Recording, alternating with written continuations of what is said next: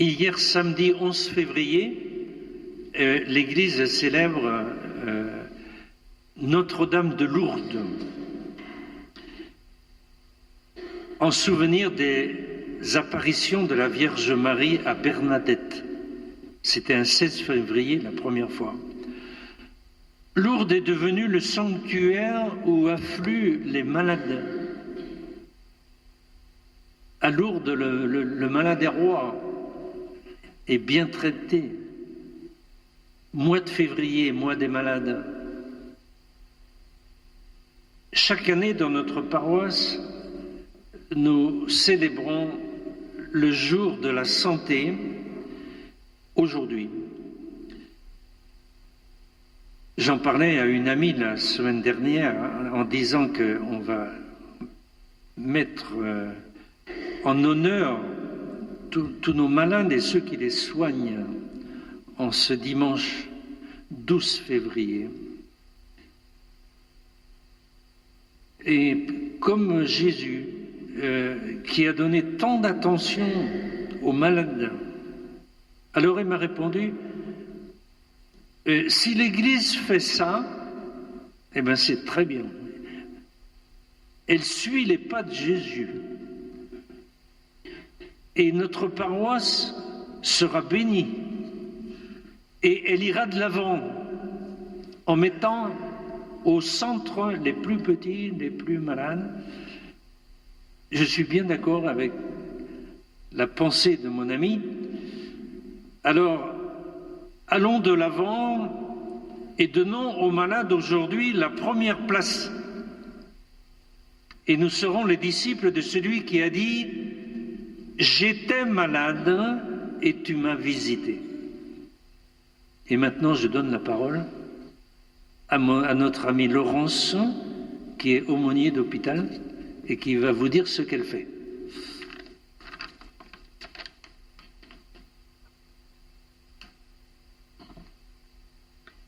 Alors, je suis aumônier en EHPAD et en clinique psychiatrique. En EHPAD, notre équipe, parce que on est toute une équipe avec un prêtre accompagnateur, Joseph. En EHPAD, l'équipe propose à tout résident, quelles que soient ses convictions religieuses, une visite fraternelle, une écoute, une disponibilité. Nous allons dans les chambres, nous sommes là pour écouter, partager, proposer un temps de prière, porter la communion, consoler. Notre équipe s'adapte. C'est le malade qui décide. Nous proposons aussi, une fois par semaine, soit une messe, soit une célébration de la parole, soit un chapelet, un repère dans la semaine. Nous prenons aussi soin des soignants et des familles. Nous allons à leur rencontre, nous les accompagnons, les écoutons, les soutenons. Nous sommes toujours disponibles et ils le savent. Ils font appel à nous. Je vais vous donner 2 petits exemples de ce que nous pouvons vivre et de ce que nous avons vécu en EHPAD à la Seyré, à Carquefou, très récemment. Jeudi 22 décembre, la messe de Noël est prévue. Depuis le temps du Covid, nous n'avions plus de messe de Noël, plus de grands groupes autorisés. Donc, grande joie. Et puis la veille, grosse déception, le Covid s'est réinvité à la Seyré. Donc, plus de messe. Mais possibilité de chant de Noël en petit comité. Alors, à un étage, 3 bénévoles, dont un violoniste, et 7 résidents se rassemblent. Après quelques petits couacs d'émotion pour le violoniste, on se met à chanter des chants de Noël. Monsieur L, comme d'habitude, y met tout son cœur et chante à tue-tête. Minuit chrétien, quelle émotion! C'est tellement beau qu'on demande au violoniste de recommencer et de recommencer. Et ensuite, surprise. L'une des bénévoles sort de son sac des petits anges en papier confectionnés par les enfants du catéchisme. Et elle les distribue. Chaque résident aura son petit ange et des soignants aussi. Les yeux pétillent de joie, comme ceux des enfants le jour de Noël. Et on termine notre petite rencontre par un Gloria, les anges dans nos campagnes, à tue-tête bien sûr, et surtout pour que tout l'étage l'entende, surtout tous ceux qui n'avaient pas eu le droit de sortir de leur chambre. L'esprit de Noël est là, malgré le Covid. Partage, amitié, prière. Un autre petit exemple. Vendredi, je monte chercher Madame M pour la célébration. Elle vient toujours. Elle qui d'habitude m'accueille avec un sourire, une phrase, une remarque sur ma tenue, sur mon air un peu fatigué, sur mes cheveux pas bien coiffés. Ce jour-là, c'est un jour sans. Même pas envie de bouger, plus envie de descendre. La famille lui manque. Que lui dire pour lui remonter le moral? Que je la comprends? Cet éloignement, ce déracinement, c'est une dame des gens du voyage. Elle a toujours vécu avec les siens autour d'elle. Je lui promets de remonter la voir après la célébration. Ce que je fais, je lui ramène notre petit feuillet de prière que nous préparons toutes les semaines. On dit un « Je vous salue Marie » et je pars en la sentant encore bien triste. Je retourne à la chapelle pour retrouver les autres bénévoles, pour rendre grâce, ce que nous faisons après chaque rencontre. Et en sortant, j'aperçois Madame M avec un couple. Et là, je croise son regard. Un sourire joyeux, un sourire partagé. Alors j'accueille ce couple avec joie et je les remercie parce que leur arrivée a redonné le sourire et du baume au cœur de Madame M. Voici 2 petites pépites parmi toutes celles que l'on peut vivre au quotidien de notre mission d'aumônerie. L'essentiel de notre mission repose sur la disponibilité, la rencontre et le lien. Lien avec la famille dont un proche va rentrer en EHPAD,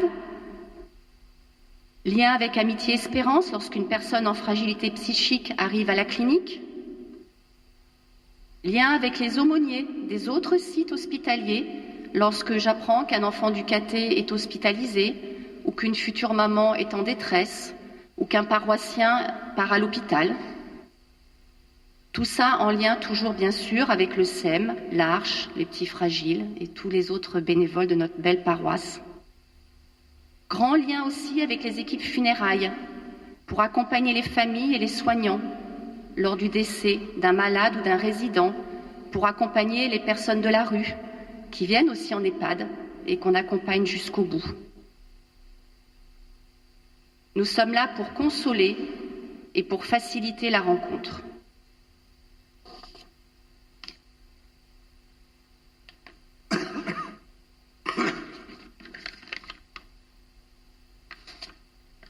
Je conclus cette homélie à 2 voix. Que dit l'Évangile aujourd'hui? Jésus dit, on vous a dit et moi je vous dis. On vous a dit, aimez ceux qui vous aiment et haïssez vos ennemis. Et moi je vous dis qu'il faut aimer même ceux qui vous ont fait du mal. Dans la parabole du bon samaritain, il y a un prêtre, il y a un sacristain et il y a le samaritain. On pourrait excuser le samaritain qui savait qu'il n'était pas très bien considéré par les Juifs, mais c'est lui qui va secourir le blessé et il va payer tous les frais. Parce qu'il a laissé parler son cœur et sa compassion. Et il le soigne.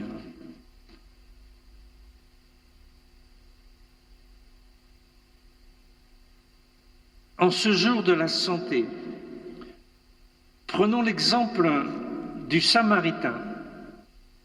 Notre pape François de Rome invite l'Église à être samaritaine.